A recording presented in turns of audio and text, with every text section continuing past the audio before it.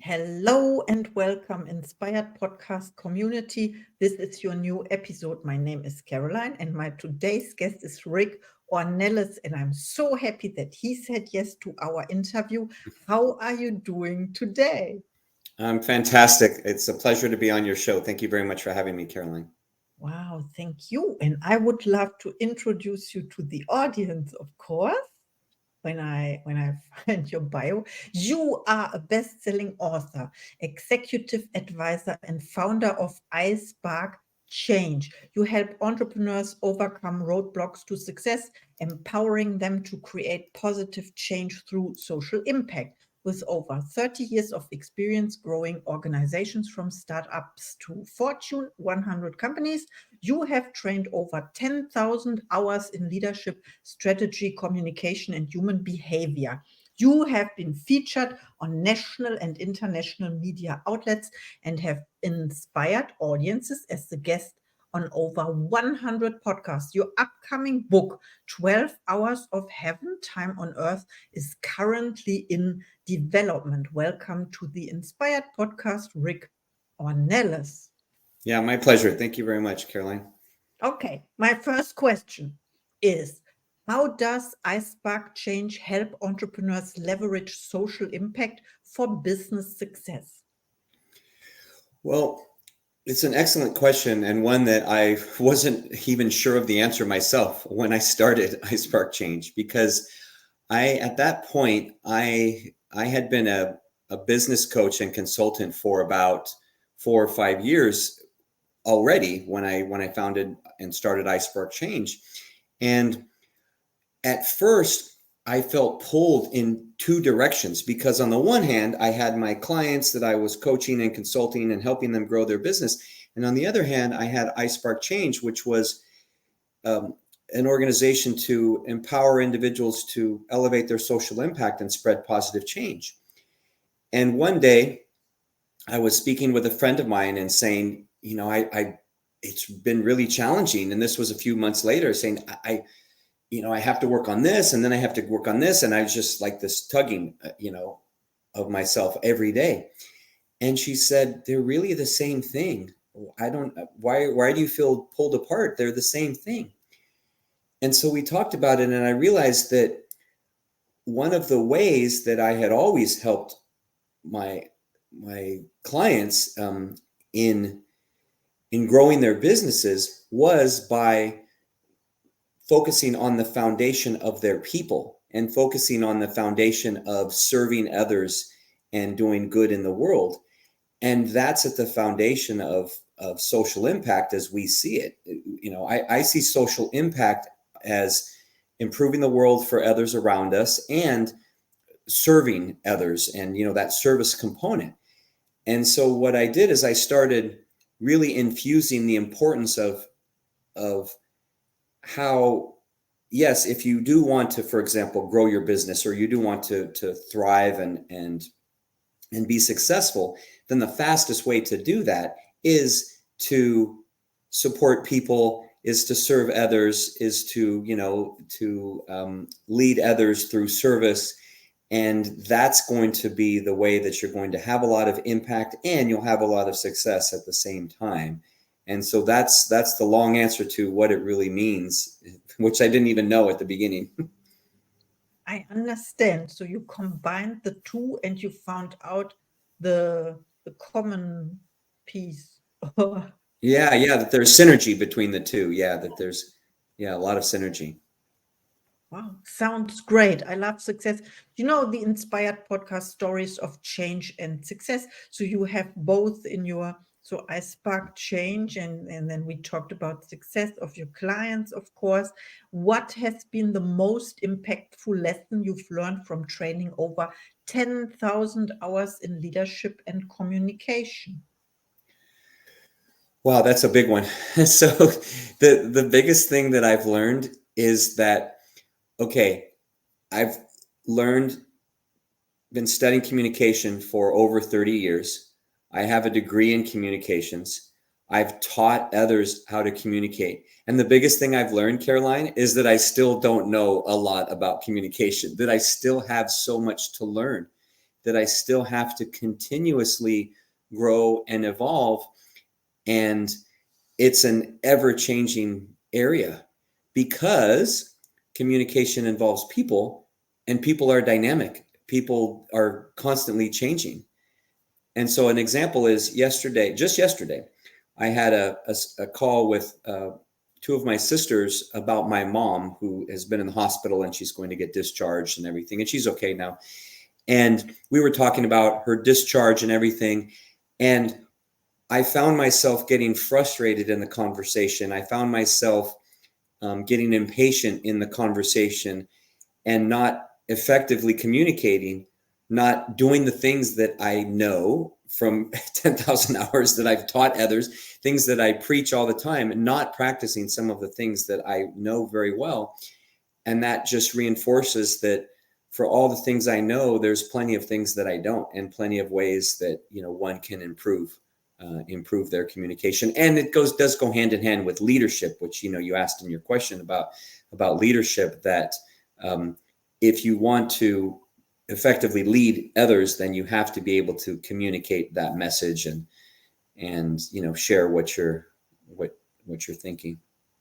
Yes, and when I think in terms of communication as also like gestures, not I mean non-verbal, then it is Mm-hmm. like leading by example or something. Yes, yeah, for sure, because a leader has to show that they're willing to do the work themselves, that they're willing to get their hands dirty, that they're willing um, to be a part of everything that you're growing. So old style leadership is just top down command and control, where you say militaristic, where you say, hey, go do this, and those are the orders, and the person goes and does it. And that doesn't work in today's world at all. So you have to be there with them, collaborative and supporting others, and that's how you're going to communicate better, and that's how you're going to have the best results. Yes, I love that what you said. It's about participation and engagement, maybe, if you Mm-hmm. use these words. Yes, yeah, for sure. Mhm. Yes, I love that. And there are different styles of leadership as well. We learned this. And find this impressive, the 10,000 hours, because I remember the book by Malcolm Gladwell. I don't know the title in English, where he says everyone can learn the skill they want when they put 10,000 hours into it, like an instrument or sports, and the same for leadership, right? Yes, yeah, and that's what I've learned, is that you have to put in the repetitions, you have to put in the constant growth if you're going to continue to have success and impact others. And so that's why I continue to do that every day. Yeah, you talk about persistence, right? Yes, yeah, definitely Yeah. persistence. Persistence. Yeah. Yeah, showing up every day and being loyal to yourself and what you want to learn and improve. And you talked about that people are not static, and also the cultures as well, different cultures, different people, they communicate differently. You have to adapt and don't dictate from top to down. You said this, it's so important. Yes, Yeah. it very, very much so. And it's still, I mean, it continues to evolve because different things happen in the environment, in the business environment, in the world. We had the pandemic a few years ago, which changed things dramatically in business and in leadership. And those are variables that you typically can't prepare for, or I mean, you can learn, and so you are prepared when they come, but you can't. They're unexpected. And so when they happen, that's where you have to be adaptable. Is another word that comes to mind, is to be very adaptable to the different situations, because of that varying degree of people and the environment and the situation changing. Wow. Thank you so much for sharing. I learned Yeah, so much. Okay, of course, I have another question. Can you share a sneak peek of your upcoming book, 12 Hours of Heaven, Time on Earth? sure. So 12 Hours of Heaven, Time on Earth, it's a continuation from my first book, which is 12 hours of heaven lessons for a better world. And in 12 hours of in the first book, it's takes place over a period of 12 hours where there's 10 individuals that are trapped in an elevator overnight. And they're 10 strangers and they're trapped in an elevator overnight. And there's an angel with them in the elevator, and they don't know this, that one of them is an angel, and he's able to help them through the biggest challenges of their lives. Well, after they get out of the elevator, then now what, right? What happens after that? How do they put what they've learned into practice, and how does it impact themselves and others? So that really speaks to that impact of, social impact, if you will, but that positive change and that impact of, how is it going to change the world, what they've learned. And it's been so that's the story. The other side of it is that, for myself, I started the first book I wrote in under 3 months during the pandemic and published it in under 6. And it, was very well liked and respected and everything. And then I started writing the second book in 2022, and I'm still writing in 2024 because I'm doing so many different things that I'm not dedicating that daily writing like I did, where I wrote every day for a few hours and, finished it in such a short period of time. And so this one's taking a little bit longer, but that's what it's about. That's great. I love the idea. Thank you so much for sharing. Okay, we will have a look at your books, of course. And my next question is about your coaches and mentors. Do you have coaches and mentors for yourself? And who was the best coach you ever had? Ooh, that's a good one. So I do. I've had multiple coaches, mentors in my life, and I still do to this day. And I'd say in different capacities, right? I've had, younger in sport, and then, older in terms of leadership or business or lots of different areas, communication, marketing, you name it. So I would say that my best, well, I'll give you a person, and then I'll give you another more creative answer. I'll say that the best mentor that I have presently is my former business partner, RJ. And the reason he's a great mentor is because he's been, I've known him for many years, and he's been the best sounding board of anyone that I've ever had for, talking about ideas or being able to point out something that, I may have overlooked, or I may have seen, or, may have not seen. And so it's been invaluable. We talk every week on Fridays, and it's been invaluable for just my journey in growing as a leader and growing as an entrepreneur.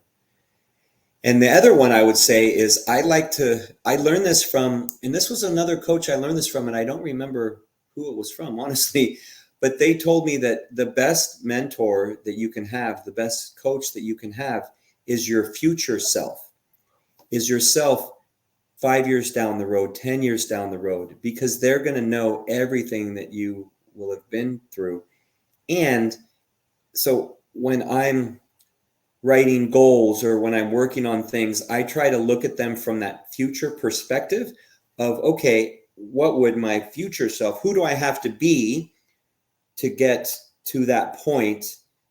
And as another mentor of mine, Darren Hardy, put it, how do you have to grow into those goals. You don't accomplish the goals you have today, by being the person you are today. You have to grow into the person that you need to be to accomplish those goals. So that's what I like about that future self, of helping you to and then there's a spiritual component to that, of who do I need to be, in God's eyes, and everything that I like as well.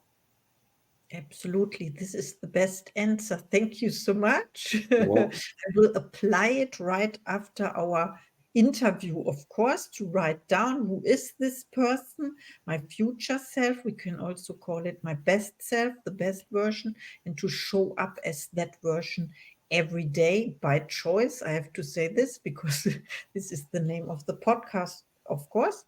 Make one inspired choice per day. Thank you so much. My last question is about your goals. Do you set goals for yourself? Yes, we talked about this, or intentions. And what is one of your next projects? So the short answer is yes, absolutely. I set goals. I have daily goals, weekly goals, monthly, quarterly, annual. I do a lot around goals. Every day I will journal.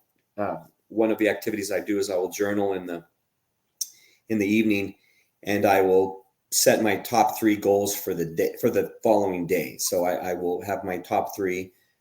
Sometimes more than that, but it's always just those top three, because I learned that if you start putting too many, then it becomes this unattainable list, and you never complete the list. And so typically three top goals for the day. And then in the week, I will do a weekly plan where I will plan out, the goals for the week, and what I need to accomplish and what the most important, areas for the week. And then that rolls into monthly. And then another big one I do is I do what I call an annual vision, where going back to the answer to the last question, I write that out. I write that out in the past tense as if it already happened. So I'm writing that at the end of the year. I'm dating it a whole year in advance. So I'll date it when I write mine out here in another month or so. It will be dated December 31st of 2025. And so I will write everything that's going to happen in the year as if it already happened, but I write it before it happens. So I'm just predicting my future and making sure that as I read that throughout the year, every week, that I'm on track to accomplish those things that I've set. Sometimes I, accomplish a lot, sometimes not as many, or certain areas, are very accurate and some less accurate. It's always been, I've done that since 2012, and I've become more accurate every year that I've done it in terms of predicting my own future, because I visualize it and then I do what I need to do to accomplish it. Wow, this is amazing. I know this. I did this. I wrote letters Mm-hmm. to um, to myself. I think now, and then I open this 1 year from now. I open this, and then yeah. However, it's the same idea. Thank Mm-hmm. you so much for sharing, and now it's time for your last thoughts to the audience, please. So, well, first of all, it's been a pleasure to be on your show, Caroline. Thank you very much for the opportunity, and thank you for your great questions. And as far as my final thoughts, I would just say that, since the theme, stories of change, everyone has the ability to change, and you just have to, one part is having that awareness of where you're starting, who you are, and knowing who you are, and where you are at, and then that goal of where you want to be. And then it's possible for anyone. When I started my journey or created Icepark Change or wrote my book, I was no different from anyone. I'm still no different from anyone. The only difference from me or any others is that, I'll have that consistency. I'll do that, those things, set those goals, and do what it needs to be, what you need to do to accomplish them. And that's possible for anyone. So just that anyone can change, anyone can, accomplish anything. It's just a matter of visualizing it, believing it, and then going out and doing it. Yes, exactly. Sounds so easy. Yes, and let's do it. I Yes. agree. Thank you so much for our interview. Thank you for being my guest. You were an amazing guest. Thank you very much. My pleasure. And see you in the next episode.